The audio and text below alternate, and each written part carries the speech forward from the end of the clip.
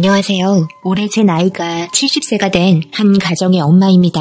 커피 한잔하면서 자주 듣던 사연 방송에 저도 용기를 내서 제 딸에게 그동안 겪었던 일을 적어서 보내달라고 요청했네요. 사람이 살면서 정말 죄를 짓고는 살 수 없나 봅니다. 저에게 어떤 상황이 생기게 됐는지 그럼 이야기를 풀어보겠습니다. 35년 전 어느 날 저에게 다가온 한 남자가 있었습니다. 저는 미싱 작업을 하는 일을 하고 있었고 그때 저에게 접근한 남자는 다름 아닌 제가 다니던 회사의 아들이었습니다. 그때 저는 처음으로 미싱 일을 배우면서 다니던 회사였기 때문에 불편한 분위기는 싫었습니다. 하지만 직원들 많은 곳에서 저에게 항상 다가왔고 그런 시선들이 불편했던 직원들 때문에 결국 전 회사 내에서 따돌림을 받게 되었습니다. 저 또한 그런 분위기가 너무 힘들었기 때문에 그만하라며 화도 많이 냈지만 자기랑 차 한잔 해준다면 그만 괴롭히겠다는 말을 하게 되면서 결국 저는 자리를 미리 예약해둔 곳에 나오게 되었습니다.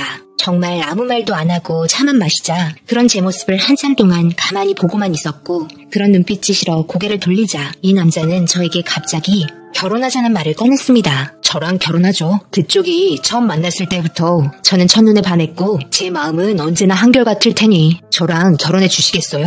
앞으로 먹고 사는 데는 문제가 없으니 그냥 몸만 오면 됩니다. 모든 건 제가 알아서 준비하겠습니다. 그러니 저랑 결혼해 주십시오. 갑자기 그게 무슨 말이에요? 저를 얼마나 안다고 결혼부터 하자고 하는 거예요? 저 또한 그쪽에 대해서 아무것도 모르고 있는데 저는 그쪽이랑 결혼할 생각이 전혀 없고요. 앞으로도 제 마음은 변함이 없을 것 같네요. 그럼 이야기 끝났으면 저 먼저 일어날게요. 뭘 그렇게 급하게 생각을 해요? 천천히 알아가면 되지. 명희씨 어머님께서 아마 몸이 많이 안 좋으신 걸로 알고 있는데 이제 장모님인가요? 당장 치료비 또한 지원해 드릴 수 있어요. 언제까지 병원에서 모실 거예요? 빨리 치료받아야 하지 않아요? 잘 생각해보세요. 저는 당신을 좋아하고 명희 씨는 장모님께서 수술하실 돈이 필요하니 아주 좋은 조건인 것 같네요. 제가 하는 제의 거절할 필요가 있을까요? 그리고 밑으로 동생들도 손가락 빨면서 명희 씨 오기만을 기다리고 있는데 언제까지 굶기며 살게 할 수 없잖아요. 저희 가족 돈밖에 없는데 이런 집안에 들어와 살면 앞으로 돈 걱정 없이 살 수 있어요.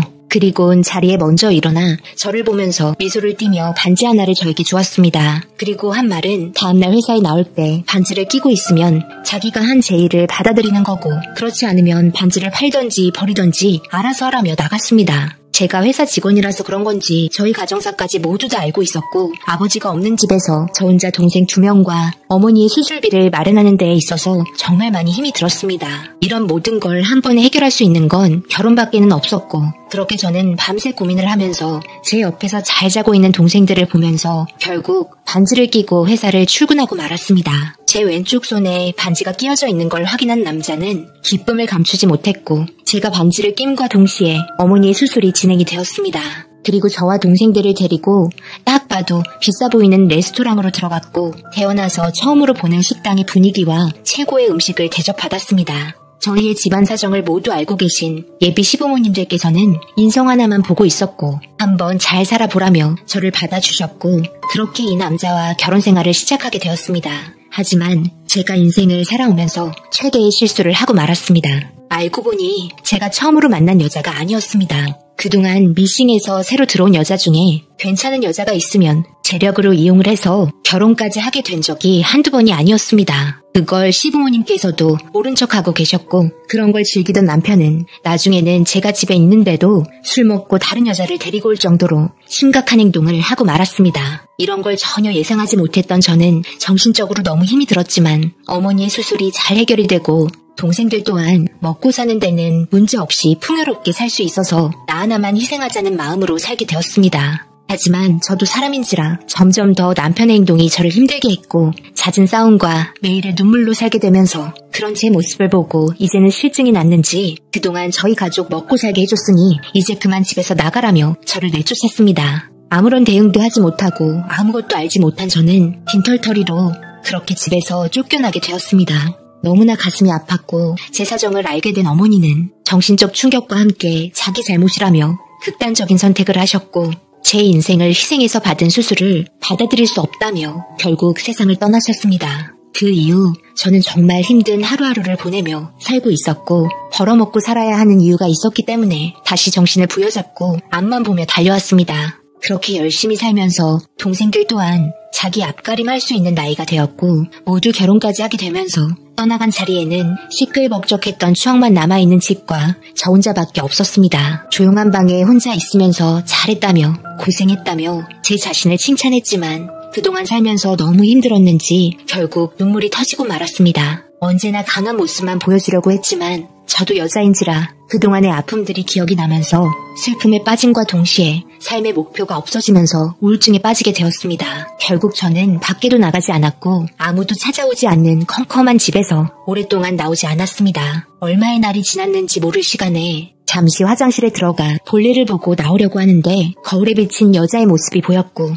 삐쩍 말라서는 삶의 의욕이 전혀 없어 보이는 불쌍한 모습으로 저를 바라보는 모습에 제 눈에서 눈물이 흘렀고 더 이상 이렇게 살면 안 되겠다는 생각이 들면서 남은 인생 나를 위해 살아보자 생각하며 모든 아픈 기억을 모두 집에 묻어둔 채 다른 지역으로 이사를 하면서 새 출발을 시작하게 되었습니다. 저 혼자만의 삶을 즐기는 게 너무 좋았고 하루하루 행복했습니다. 남들처럼 여행도 다니고 좋은 추억 만들며 열심히 일해서 버는 돈으로 내 몸에 투자도 하면서 지내고 있는데 제가 다니던 우울증을 치료해주기 위해 일주일에 한 번 모이는 모임에서 어떤 남자가 다가왔고 남자라면 치를 떨게 된 저는 단호하게 눈길조차 주지 않았습니다. 그런 제 모습에 많이 당황한 듯 조용하게 다시 다가왔습니다. 안녕하세요. 제가 여기 모임에 들어온 지 얼마 되지 않아서 많은 사람들과 친해지고 싶은데 방법을 잘 몰라서요. 괜찮으시다면 저와 함께 오늘은 대화를 나눠줄 수 있으신가요?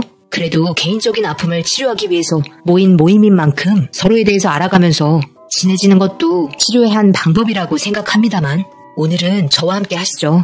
저는 남자분들과는 별로 말 섞고 싶지 않아요. 제가 우울증에 온 것도 남자 잘못 만나서 그렇게 된 거거든요. 죄송합니다. 아, 그렇군요. 저는 여자 잘못 만나서 우울증이 왔는데요. 그쪽과 저는 둘 다 상처받게 된 이유는 같으니 통하는 부분은 있네요. 사람 때문에 상처받은 건 똑같은 거니 오늘 하루는 저에게 시간을 좀 주시면 어떨까요? 저와 대화해보는 것도 좋을 것 같은데요.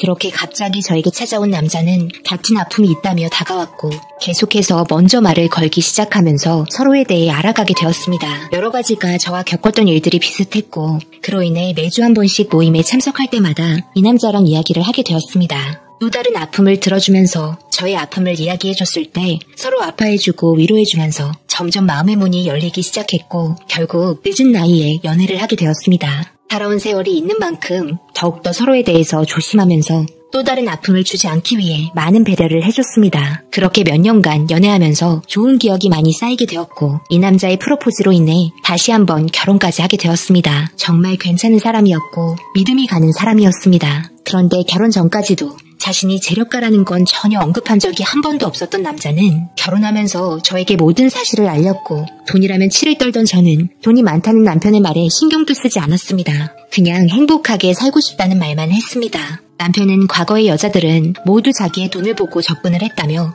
결혼 전까지 말하지 않은 거에 대해 미안하다고 했지만 그런 쪽으로 아픔이 있던 남자이기 때문에 모든 걸 이해해 주었습니다. 그렇게 행복한 가정생활이 시작이 되었고 늦은 나이에 생각지도 못한 아이까지 생기게 되면서 행복한 가정을 꾸리며 다시 시작한 제2의 인생을 하루하루 감사하게 생각하며 세월을 보냈습니다.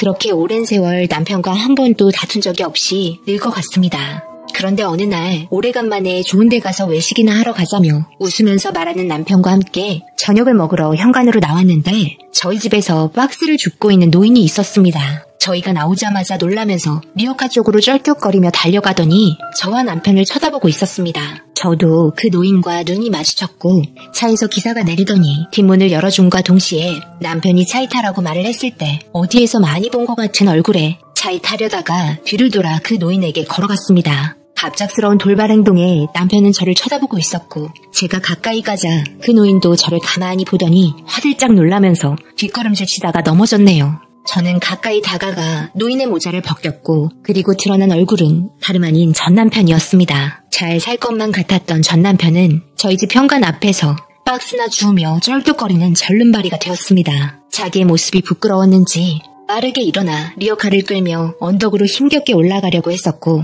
그 모습을 멍하니 보고 있던 저는 모든 기억을 꺼내지 않으려 했는데 결국 예전의 기억들이 떠오르게 되면서 분노가 치밀어 오르기 시작했습니다. 저는 전 남편을 부르며 잠시 기다리라는 말과 함께 현관에 있던 박스 2개를 들곤 전 남편 리어카에 실어주면서 앞으로 이쪽 지역에는 발도 붙이지 말라고 말했습니다. 과거의 기억 떠올리기 싫다는 말과 함께 박스 열심히 주워서 잘 먹고 잘 살라고 말을 하자 제 모습을 가만히 쳐다보더니 자기가 과거에 했던 행동들 모두 미안했다며 과거의 일 모두 잊어버리고 행복하라며 눈물을 흘렸네요.